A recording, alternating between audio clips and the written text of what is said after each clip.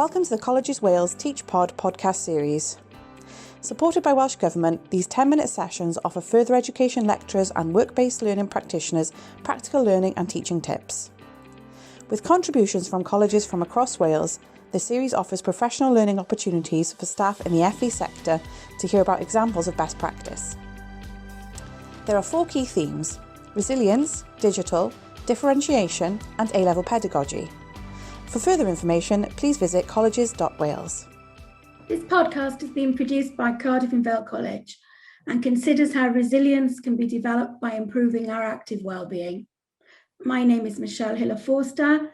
I'm Dean of Quality, and I'm joined by Ben Edwards, Deputy Head of the Department of Preparation for Work, Life and Learning. We will discuss how we have produced resources for staff and learners to enable them to self-assess their active wellbeing and improve it by focusing on 4 areas: inner drive, energy, strong relationships, and flexible thinking. So Ben, welcome to this podcast. Can you start by telling us about the resource and its purpose? So we've developed an active wellbeing resource that has been designed to support both learners and staff with their active wellbeing. We wanted to increase everyone's awareness of this topic and start the discussions around the importance of active wellbeing and its impact on our lives and our resilience. The resource starts with an active wellbeing self-assessment, asking various questions suitable for all literacy levels. At the end, the self-assessment generates a score in the 4 areas of inner drive, energy, strong relationships, and flexible thinking. There's no judgment in this score, and everyone has the choice which to focus on. To support this, we've then developed a repository of resources categorised by those 4 areas, in which people can use whichever resource they see fit to enhance their active wellbeing. These include a series of videos, a calendar of events, a daily wellbeing planner, as well as many other guides and web pages. Okay, so how can staff and learners use this? This is a really flexible resource. We want to encourage people to do the self-assessment and use some of the tools in the way that best suits them. The Wellbeing Planner has been really useful as it helps people to put into practice some of the tips developed in the videos. It encourages you to think about positive planning at the start and end of the day and how to improve your sleep and your energy. We've embedded it into our tutorial program too, so as to encourage learners to link the active wellbeing and resilience to their learning. We want learners to set targets in this area as they do with their academic work. We want learners to reflect on their progress in their active wellbeing and their resilience. So what do the learners think about it?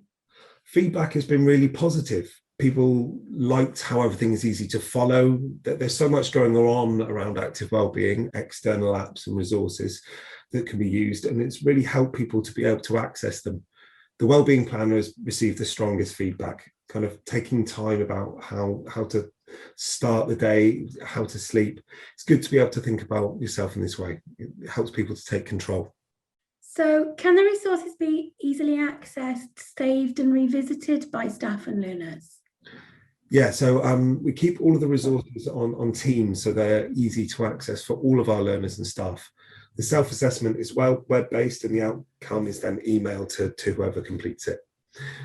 We created a simple template for every resource so that they were easy to access. This includes basic information like what the resource is, what it does, why you might want to use it. Everything is color-coded to match one of the 4 areas of development. So does the resource benefit all of your learners? Oh, yeah.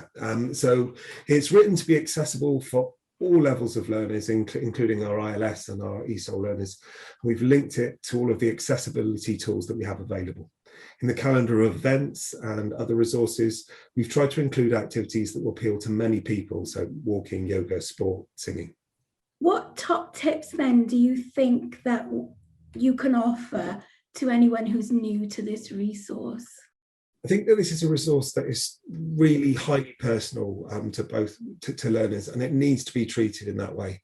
It's important for a tutor to highlight the purpose of the resource, to aid the learner's journey. It's not a judge, it's not to get learners to compare, and it's not to replace the advice of medics. I think staff reflecting on their own use of the resource and how it's helped their own personal development without being prescriptive in how learners approach it will not only encourage learners to access those resources and those that are most pertinent to them, but to help them develop good practices and an ongoing approach to maintaining their well-being. Hopefully one that will stay with them long after they leave us. I think the other key to success is to remember that it's not designed to be static, but it's continually updated as staff and learners find good practice. So hopefully our tutors and staff, as they discover new things, they'll add them to this tutorial and it will continue to grow.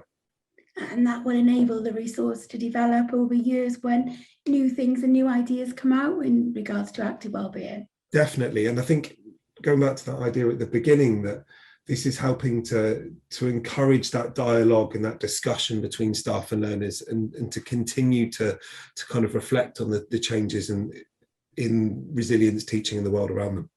Absolutely. And I think going back to your comment about the benefits, I mean, personally, for me, using the planner to think about when I take breaks, when I maybe go out for a walk, how I wind down before I go to bed, that's really contributed to my sleep patterns.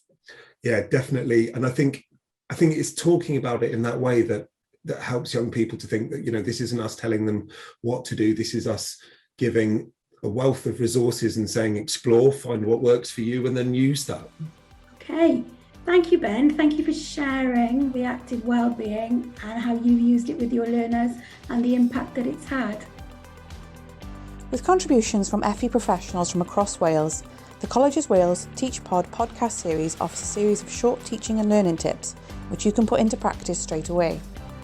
The range of podcasts is broad, with sessions covering the themes of resilience, digital, differentiation, and A-level pedagogy. Find out more today.